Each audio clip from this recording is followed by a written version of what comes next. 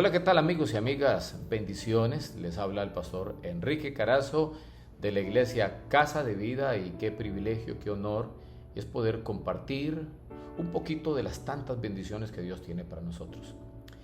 En este día quiero compartirles un tema titulado Un cristianismo no negociable. Y para esto quiero citar a Daniel, el libro del profeta Daniel, el capítulo 1, versículo 1 al 7, donde dice: en el año tercero del reinado de Joacim, rey de Judá, vino Nabucodonosor, rey de Babilonia, a Jerusalén, y la sitió. Y el Señor entregó en sus manos a Joacim, rey de Judá, y parte de los utensilios de la casa de Dios, y los trajo a la tierra de Sinar, a la casa de su Dios, y colocó los utensilios en la casa del tesoro de su Dios. Y dijo el rey a Aspenaz, jefe de los eunucos, que trajese de los hijos de Israel, del linaje real de los príncipes, muchachos en quienes no hubiese tacha alguna, de buen parecer, enseñados en toda sabiduría, sabios en ciencia y de buen entendimiento, e idóneos para estar en el palacio del rey, y que les enseñase las letras y las lenguas de los caldeos.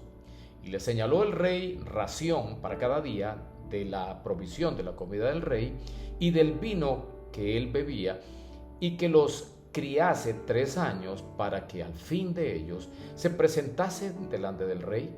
Y entre estos estaba Daniel, Ananías, Misael, Azarías, de los hijos de Judá. A estos el jefe de los eunucos puso nombres. Puso a Daniel Belsasar, a Ananías Sadrac, a Misael Mesac, y a Azarías Abednego. Como vemos en este texto y de las Escrituras, y también no solo Daniel, sino otros jóvenes que fueron llevados a Babilonia para ser enseñados en las ciencias y en la lengua del pueblo caldeo. Es decir, que estos jóvenes llegaron a ser el centro de la cultura, o llegaron al centro de la cultura, de la ciencia de aquella época, pero también era el centro de la idolatría, de la religión pagana, ya que los babilonios no adoraban al Señor, a Jehová, sino que adoraban a dioses falsos. Pero Daniel y los otros jóvenes, estos jóvenes decidieron tomar la decisión de mantenerse fieles, firmes en sus convicciones, porque ellos sabían que su Dios no era un Dios negociable. Ahora, lastimosamente, en los tiempos que estamos viviendo, para muchos cristianos, sus prioridades no son las prioridades que deberían ser como los de un verdadero hijo de Dios. Pueden cambiar dependiendo de lo que el mundo o el sistema les ofrezca, dependiendo de lo que sus amigos digan y dependiendo de las circunstancias. Y esto es muy lamentable. Pero aquí la gran pregunta es: ¿cómo podemos nosotros tener un cristianismo no negociable? Ahora, veamos las enseñanzas que nos deja aquí el profeta Daniel. En primer lugar, es importante tomar en cuenta que nosotros debemos de tener una identidad bien definida. Y en Daniel, el capítulo 1, versículos 6 y 7 es muy enfático y dice: entre estos estaban Daniel, Ananías, Misael y Azarías.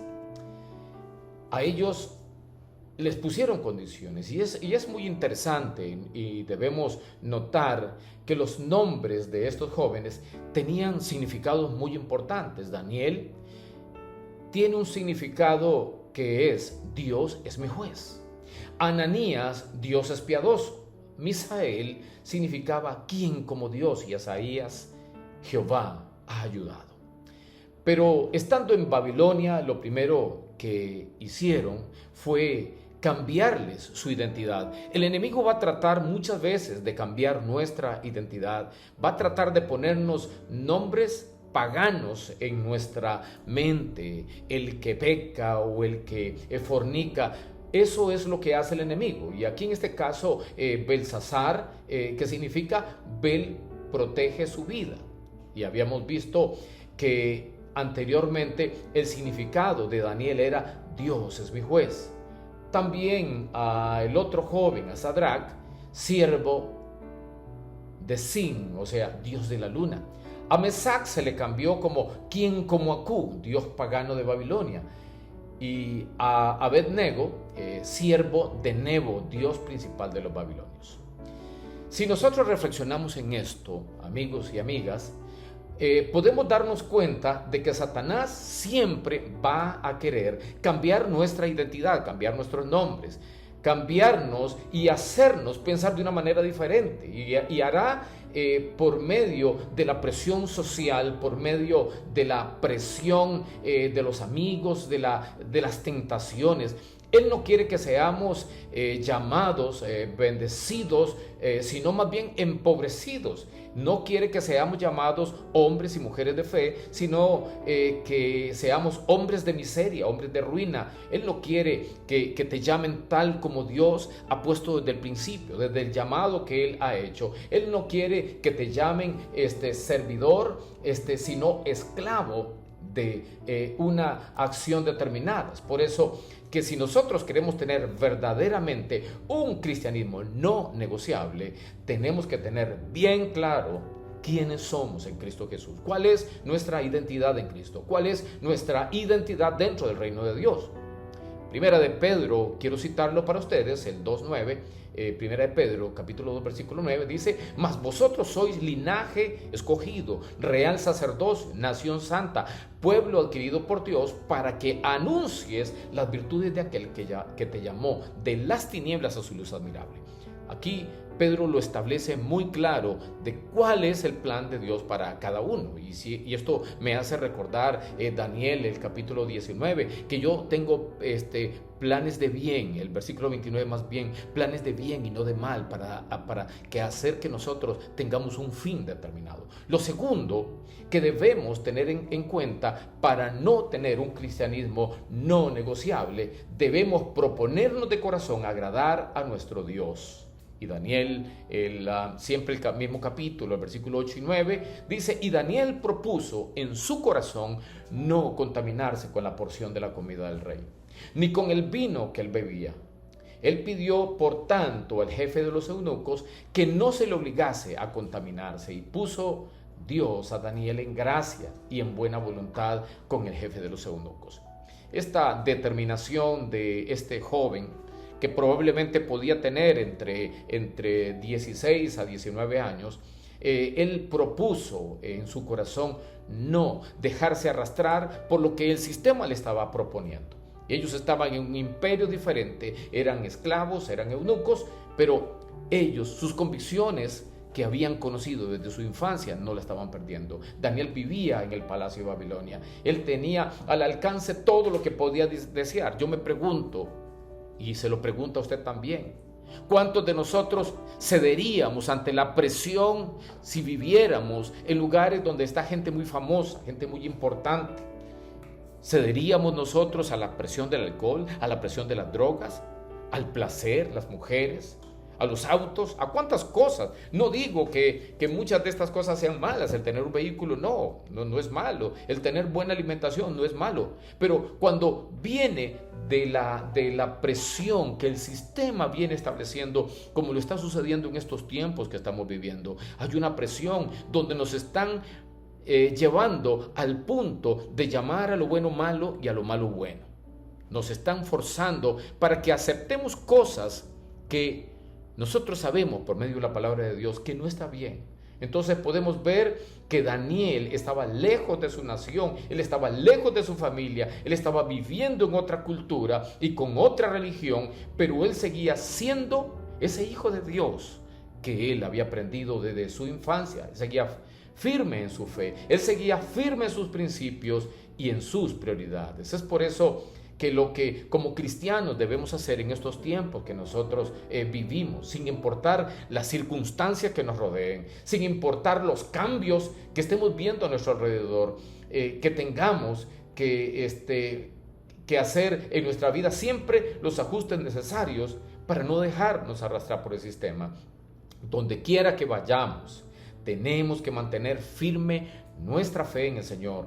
Debemos mantenernos con esas convicciones estables y nuestras prioridades, es decir, tenemos que ser cristianos donde quiera que vayamos. Debemos ser hijos de Dios sin importar con quién estemos ni quién nos esté presionando.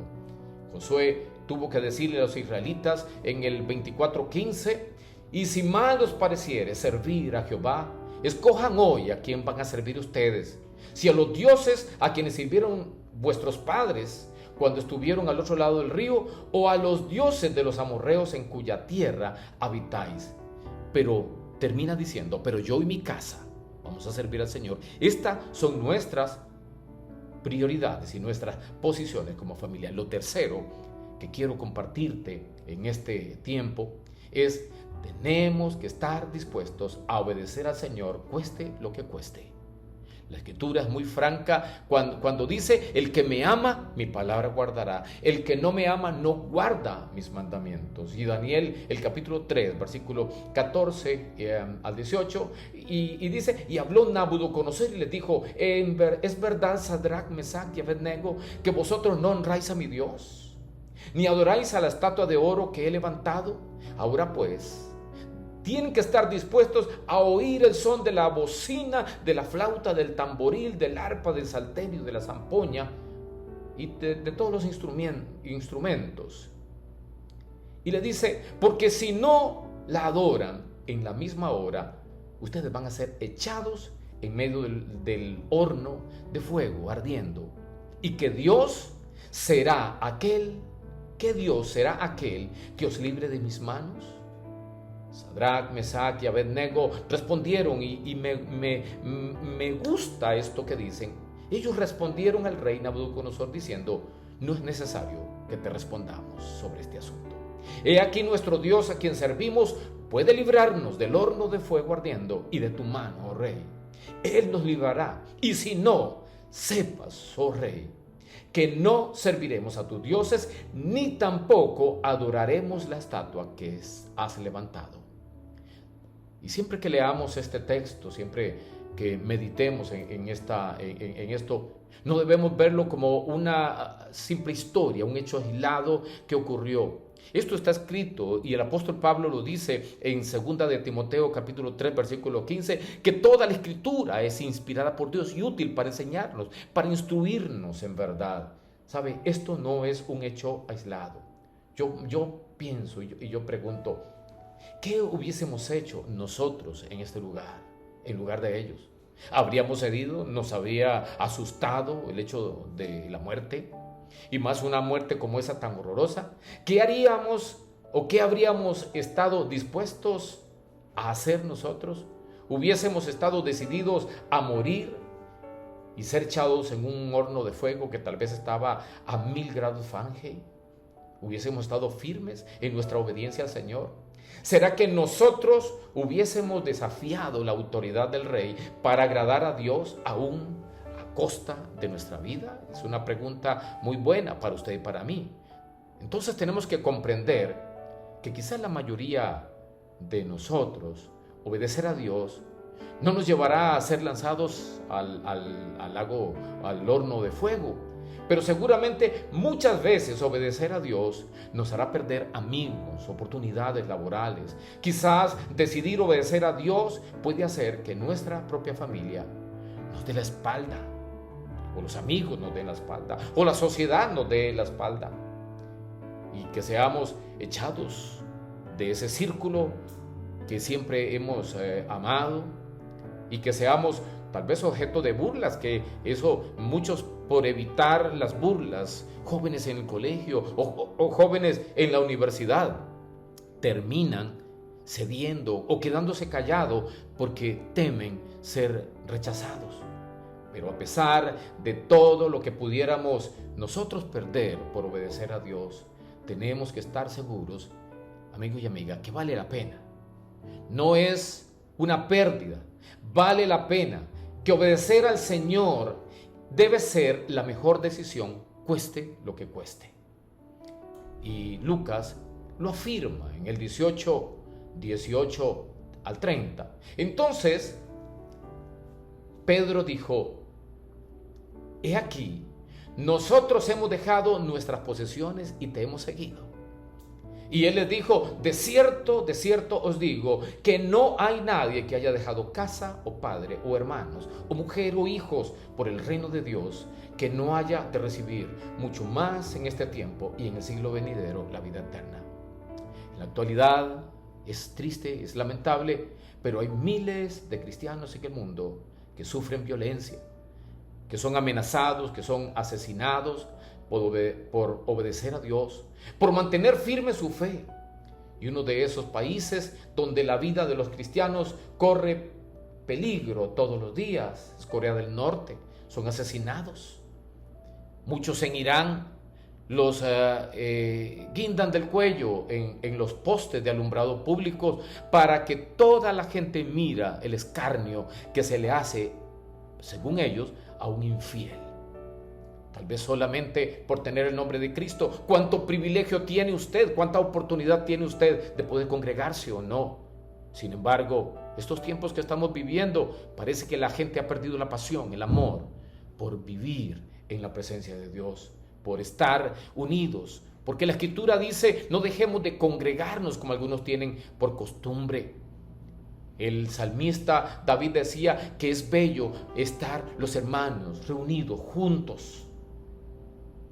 Muchos están sufriendo hoy en día y usted tiene el privilegio de un país como este. O yo no sé si esta grabación va a llegar a algún lugar y a personas que están viviendo situaciones como esta. Yo te animo a creerle a Jesús, a seguirle hasta el fin de tus días. ¿Sabe?